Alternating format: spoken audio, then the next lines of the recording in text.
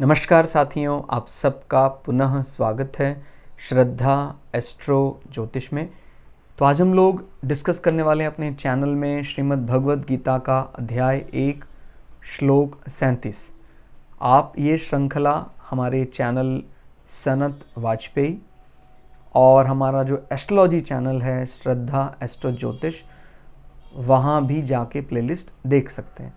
और हमने भगवद गीता के 700 अलग अलग श्लोकों का यहाँ अर्थ आप लोगों के सामने रखा है।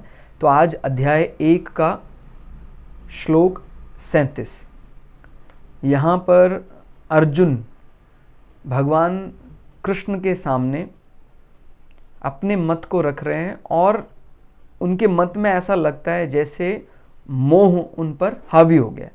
जबकि क्षत्रिय धर्म के अनुसार अगर उसे कोई भी योद्धा जंग के लिए ललकारता है तो चाहे वो कोई भी हो, उसको जवाब देना चाहिए।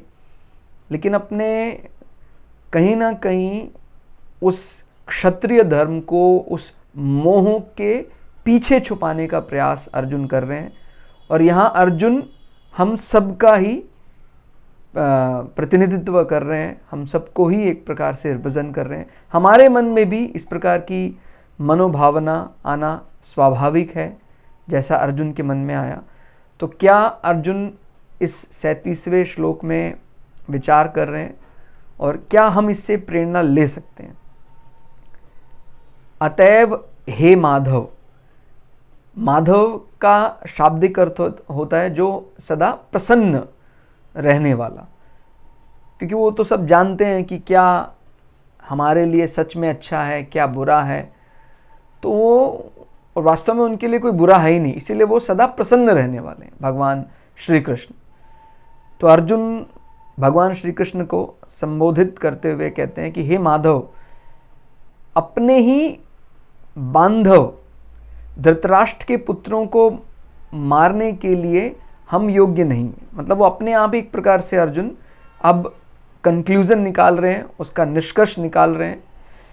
और सही अगर आप समझना चाहते हैं तो यहाँ अर्जुन की जगह अपने आप को रख के देखें कि हम भी कितनी बार स्वयं से ही ये निष्कर्ष निकालने लग जाते हैं, जबकि हमें धर्म का बहुत कम ज्ञान है, फिर भी हम ये कहते हैं कि नहीं, जो हमारे सगे संबंधी हैं वो उनको हम दंड नहीं दे सकते। ऐसा विधान सही नहीं है। अगर हमारा सगा संबंधी भी अधर्म पर है, अधर्म पर क्या, वो तो महा आतताई है। वो इससे पहले वाले श्लोक को अगर आप देखेंगे तब समझ में आएगा कि वो अधर्मी तो चलो ठीक है, उस पर भी वो महा अधर्मी या कहें आतताई है। वो ऐसे व्यक्ति को सिर्फ अपने मोहवश कि भाई वो हमारा संबंधी है तो उसको छोड़ दें, ऐसा नहीं। तो हमें ध्यान रखना है कि किसी भी परिस्थिति में जब हम धर्म युद्ध के लिए आए हैं तो उस धर्म ही एकमात्र शर्त होनी चाहिए। हम अपने संबंधी हैं इसलिए उनको छोड़ दें, ऐसा भगवद गीता नहीं सिखाती है। तो अर्जुन अपनी बात को रखते हैं भगवान श्री कृष्ण के सामने, लेकिन हम जानते हैं आगे चलकर भगवान श्री कृष्ण ने कितने अच्छे तरीके से इस दुविधा से अर्जुन को निकाला। और वही बात हमें समझ में आई कि हमारा कोई शत्रु या हमारा कोई मित्र वो तय कर रहा है धर्म का पालन। अगर हमें ऐसा लगता है कि वो हमारे रक्त संबंध में नहीं आता लेकिन वो धर्म का पालन करता है, तो वो हमारा हो सकता है, हमारा है, क्योंकि वो धर्म ही एकमात्र शर्त होनी चाहिए किसी को अपना या पराया बनाने के लिए। अब वो धर्म का पालन नहीं करता। यहां धर्म से अर्थ कोई पंथ से नहीं है, ध्यान दीजिएगा कि भाई हमारी पूजा पद्धति ऐसी है, नहीं। मैंने राष्ट्र धर्म का पालन किया है और मैं सबको अपना हितैषी समझता हूँ, अपना हित समाज का हित एक साथ देखता हूँ, ऐसा मैंने प्रण लिया धर्म के साथ। तो मेरा जीवन सबके लिए, समाज में जितने भी लोग हैं सबके लिए बहुत ज़्यादा लाभकारी माना जा सकता है। लेकिन मेरा सिर्फ माने मेरा जो धर्म कह लीजिए या मैंने जो तय किया है वो सिर्फ मेरा लाभ, मुझे लाभ दे सकता है, बड़ा संकुचित है उसका दायरा, तो फिर हमें उस व्यक्ति को हमारा संबंधी हो तभी भी हम संबंधी नहीं मानेंगे तो कोई दोष नहीं होगा। माने कितने बड़े बड़े शब्द दुर्योधन ने कहे धर्मराज युधिष्ठिर को और भगवान श्री कृष्ण को भी, जो तो सभी विषय को बहुत अच्छे से जानते हैं, जिनके लिए भगवत गीता में कैसे कैसे आदरणीय शब्दों का इस्तेमाल हुआ है, कभी वो माधव हैं, कभी वो अनंत हैं। तो वो ऐसे आतताई व्यक्ति के लिए संबंध जोड़कर उसको क्षमा कर देना वो तरीका ठीक नहीं है अर्जुन का, जो अर्जुन को भी आगे समझ में आ जाएगा। तो इस 37वें श्लोक में हमें यह चीज सीखना है कि इस प्रकार से अपने आप को मोह बंधन में नहीं बांधना है। मोह कई जगह है, जैसे कहते हैं कि हम किस चीज से मोह करें। क्या मोह सदैव त्याज्य बताया गया है, उसको त्याग देने योग्य बताया गया, या कहीं मोह भी किया जा सकता है? तो ऐसा नहीं है कि मोह सदैव त्याग देने योग्य बताया गया है।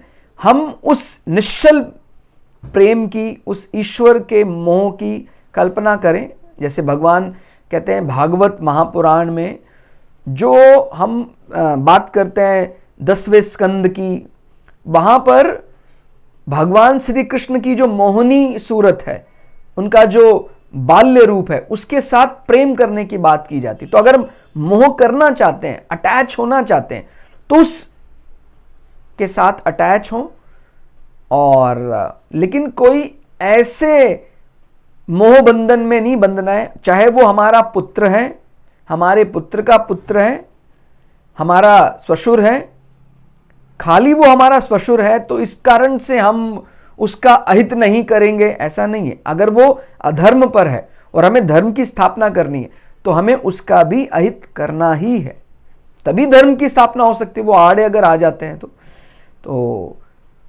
क्या बोल रहा है अर्जुन? क्योंकि अपने ही कुटुंब को मारकर हम कैसे सुखी होंगे? ऐसे अर्जुन ने मन में एक प्रश्न रखा है, क्योंकि कई जगह उसने ये भी पढ़ा है कि भाई अपने परिवारों के साथ रहना चाहिए, अपने परिवार के साथ जहां तक हो सके बनाकर रखना चाहिए। अब कई लोग जैसे संबंधियों के साथ जब बात आती है तो सदा संबंधियों के साथ रहने पर विचार करते।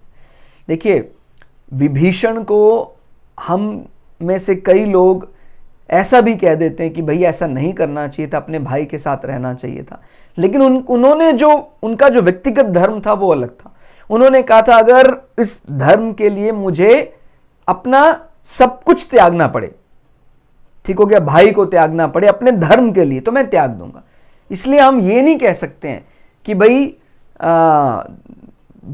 विभीषण ने गलत किया। इसी प्रकार से अगर हम यहां भी देखते हैं कि भाई अर्जुन ने अपने उन भाइयों को आगे चलकर, जब भगवान श्री कृष्ण से उन्होंने सही ज्ञान ले लिया, उनको त्याग दिया, अभी जिनके प्रति उनके मन में बड़ी ज्यादा मोह ममता जाग रही है कि भाई चाहे कैसे भी है तो हमारे भाई, लेकिन जब भगवान श्री कृष्ण उनको आगे चलकर संबंधित उपदेश देंगे, उनकी इन्हीं बातों को आगे चलकर जब वो उपदेश करेंगे तो उनको ये बात समझ में आ जाएगी कि किस संबंधी को त्याज्य बताया गया, त्याग देने योग्य बताया गया है। ठीक हो गया? तो इसीलिए हम भी किसी पूर्वाग्रह से ग्रसित ना हो, कोई बनी बनाई सोच हमने बना ली है मन में और उसी को आगे इंप्लीमेंट करते जा रहे हैं कि भी सिर्फ वो ब्लड रिलेशन में रक्त संबंधी है इसीलिए उसका हित नहीं कर सकते हम, ये गलत चीज है। अगर वो विधर्मी है, अधर्म का पालन करता है, तो फिर उसको ना सिर्फ त्याग देना चाहिए, अगर वो हमारे धर्म की नींव में आड़े आता तो उसको दंड भी देना चाहिए। तो आज के इस श्लोक 37वें श्लोक से हमने ये सीखा कि क्षत्रिय धर्म का जब पालन कर रहे हैं तो मोह की बेड़ियों में अपने आप को नहीं जकड़ना चाहिए। आगे के श्लोकों में भगवान श्री कृष्ण इसका सही निरूपण करेंगे, उसका सही तात्पर्य अपने को समझ में आएगा। बने रहिए हमारे चैनल में। तब तक के लिए जय श्री भगु पराशरा, जय श्री शुक्राचार्य, नमस्कार।